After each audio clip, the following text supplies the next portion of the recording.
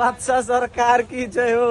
आज चाहिँ मेरो सिओ आउने दिन भएकाले बिहानै उठेर नुहाइदै गरेर गरे भगवानको चरण स्पर्श। त्यसपछि निकाले मैले आफ्नो साइकल र 2-4 दाना लिच्ची खाएर हिँडेँ म आफ्नो कामतिर। दोकानमा सबैजना मोबाइल चलाएर व्यस्त थिए अनि मलाई थियो तनाव, के हुने हो आउने हो कि होइन। यताउता हिँड्दै बस्दै सोच्दै एकदमै तनाव लागिरहेको थियो मलाई चाहिँ। र एकैछिनमा खबर आयो कि भाइ तिम्रो सिओई आइसक्यो भनेर। र त्यसपछिको खुसी त तपाईँहरूले यहाँ मेरो अन्डरमा देखिनै सक्नुभयो। र सिओई आएको खुसियालीमा मैले यी काकालाई गरेँ 10 रुपियाँ दान, किनकि मैं गरीब हूँ।